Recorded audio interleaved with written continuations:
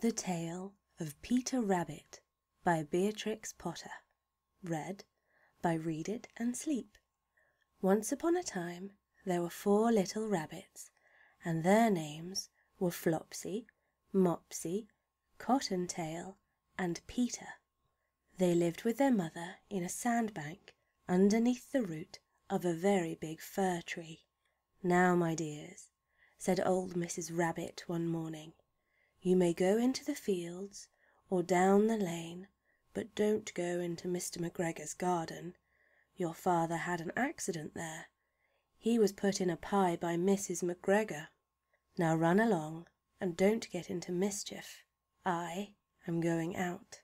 Then old Mrs. Rabbit took a basket and her umbrella and went through the woods to the baker's.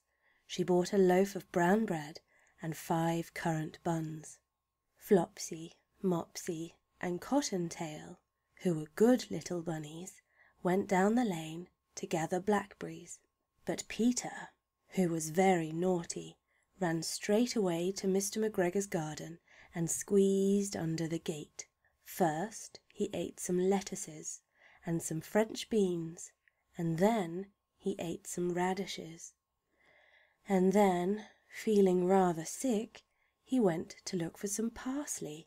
But round the end of a cucumber frame, whom should he meet but Mr. McGregor? Mr. McGregor was on his hands and knees planting out young cabbages, but he jumped up and ran after Peter, waving a rake and calling out, "Stop, thief!" Peter was most dreadfully frightened. He rushed all over the garden, for he had forgotten the way back to the gate. He lost one of his shoes among the cabbages and the other amongst the potatoes. After losing them, he ran on 4 legs and went faster, so that I think he might have got away altogether if he had not unfortunately run into a gooseberry net and got caught by the large buttons on his jacket. It was a blue jacket with brass buttons, quite new. Peter gave himself up for lost and shed big tears, but his sobs were overheard by some friendly sparrows, who flew to him in great excitement and implored him to exert himself. Mr. McGregor came up with a sieve, which he intended to pop upon the top of Peter, but Peter wriggled out just in time, leaving his jacket behind him, and rushed into the tool shed and jumped into a can.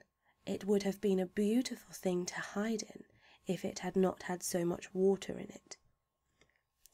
Mr. McGregor was quite sure that Peter was somewhere in the tool shed, perhaps hidden underneath a flower pot.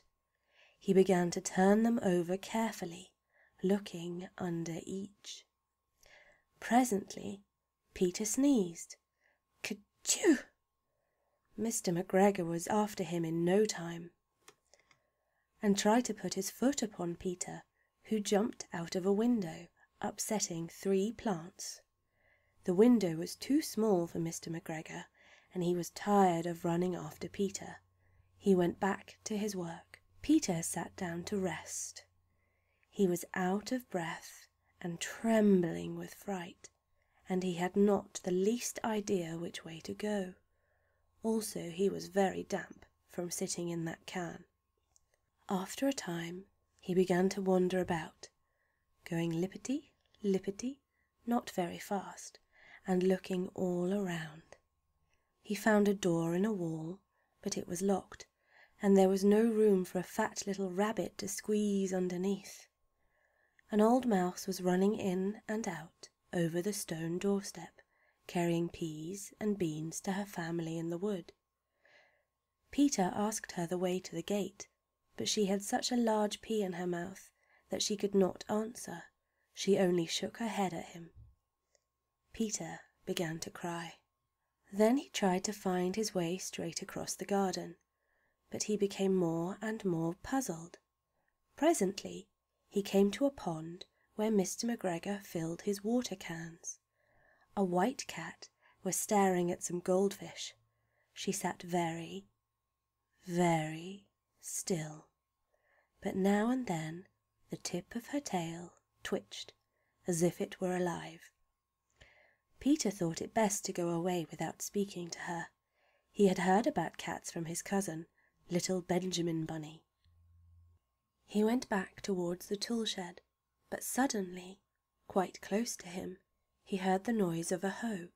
Scritch, scratch, scratch, scritch. Peter scuttered underneath the bushes, but presently, as nothing happened, he came out and climbed upon a wheelbarrow and peeped over. The first thing he saw was Mr. McGregor hoeing onions. His back was turned toward Peter, and beyond him was the gate. Peter got down very quietly off the wheelbarrow and started running as fast as he could go, along a straight walk behind some blackcurrant bushes. Mr. McGregor caught sight of him at the corner, but Peter did not care. He slipped underneath the gate and was safe at last in the wood outside the garden. Mr. McGregor hung up the little jacket and shoes for a scarecrow to frighten the blackbirds. Peter never stopped running or looked behind him till he got home to the big fir tree. He was so tired that he flopped down upon the nice, soft sand on the floor of the rabbit hole and shut his eyes.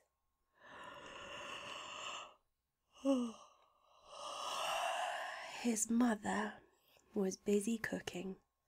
She wondered what he had done with his clothes. It was the second little jacket and pair of shoes that Peter had lost in a fortnight.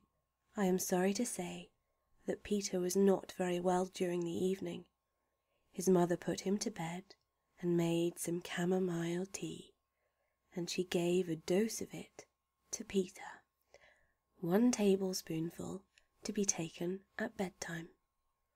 But Flopsy, Mopsy, and Cottontail had bread and milk and blackberries for supper. The end.